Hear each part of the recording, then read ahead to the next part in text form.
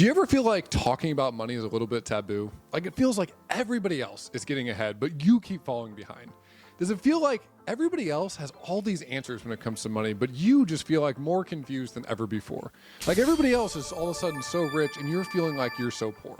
Well, if that's you, this video is for you because I'm going to peel back the curtain on everything I've learned over the past 2 decades, both coming into sudden wealth myself, but also walking along clients that are high net worth and ultra high net worth. So we're going to break down this video into 10 different segments, 10 things I've learned about humans and money.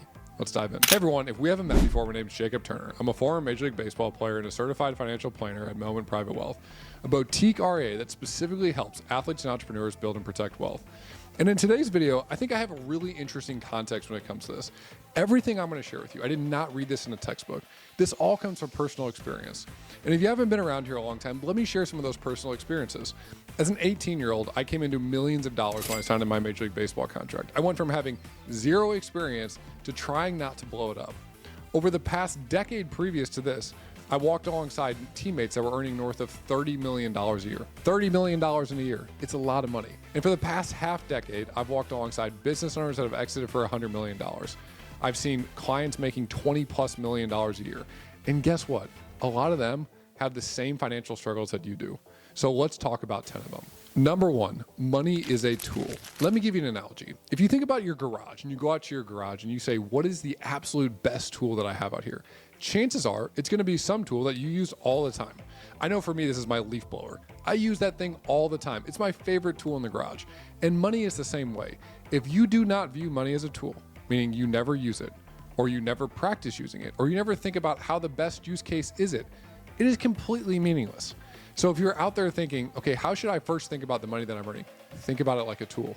Number two, being rich on paper is really scary. And here's what I mean.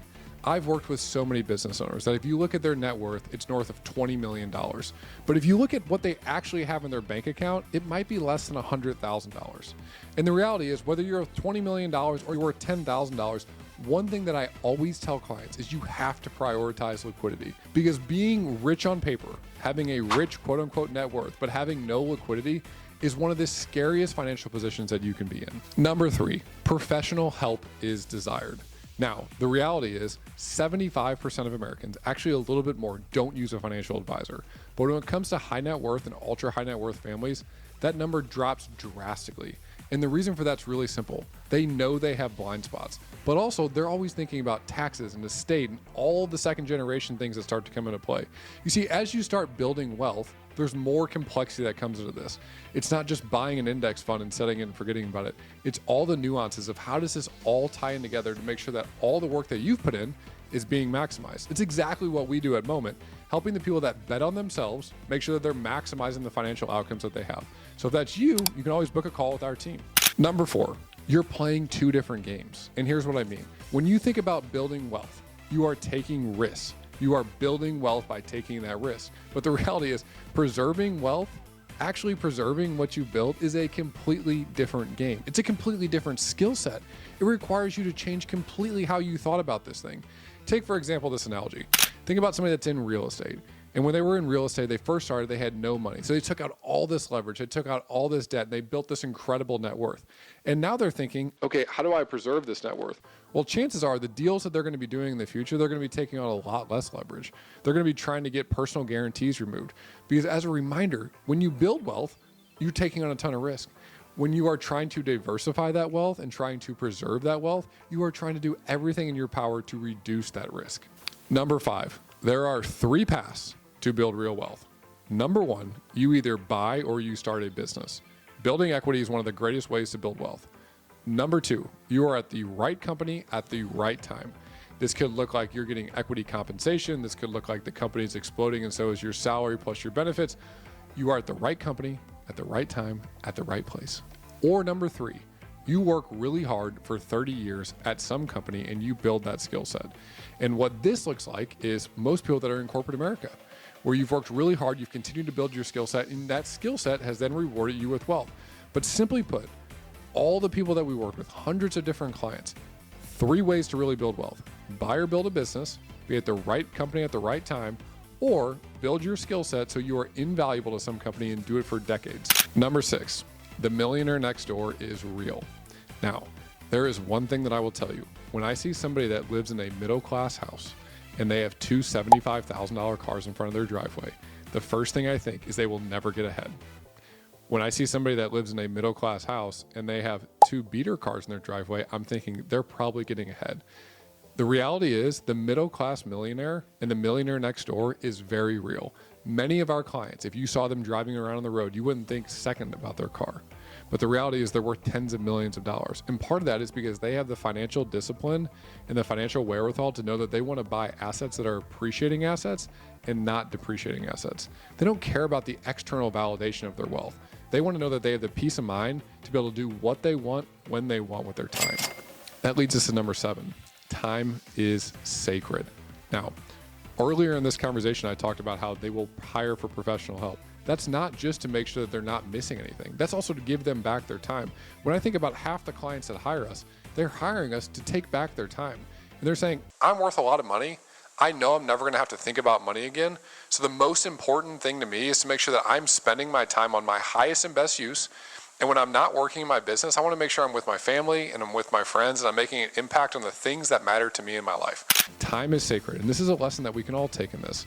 Whether you're worth $10,000 or you're worth $100 million, time is your most valuable asset. It's the one thing that we can never get more of. Number 8, investment pillars. Now, somebody will be quick to tell you that they bought NVIDIA at 10 cents and that's how they built their $100 million net worth. Or they bought Bitcoin at $1 and now they're worth $10 million. All those things could be true. But in my experience, what I see is 3 investment pillars. The wealthiest people have 3 things in their portfolio. They own public equities for liquidity, they own private deals, or they own a small business to have an increased wealth creation based on that equity, and they own real estate, either for the tax advantages or for them personally using it. Those are the 3 pillars.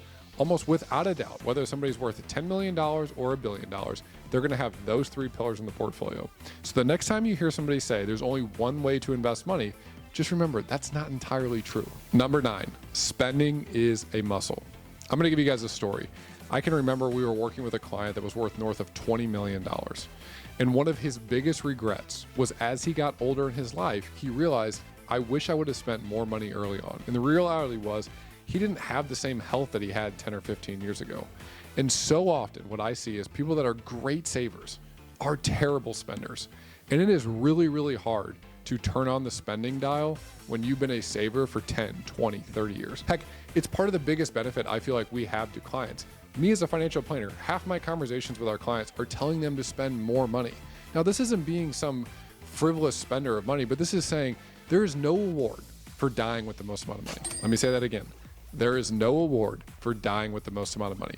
I want our clients to get the most use out of their money. Remember, money's a tool. If we don't use that tool, it is completely pointless. So if you're out there and you're saying, I've saved a huge net worth, but I really struggle spending with it, you need to think about how you want to best utilize this money moving forward. Number 10, money is a dual spouse game. Now, I do not mean that you need dual incomes. I don't mean that your spouse needs to work outside of the house. My wife, Kristen, works in the house with our 4 kids. She has a far harder job than I do.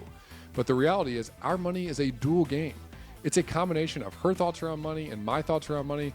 It's a conversation around making sure that we are on the same page when it comes to big money decisions that we're making, how we're stewarding our wealth, what we're giving away, what we're saving, how we're spending it, all those things. It is a dual spouse game.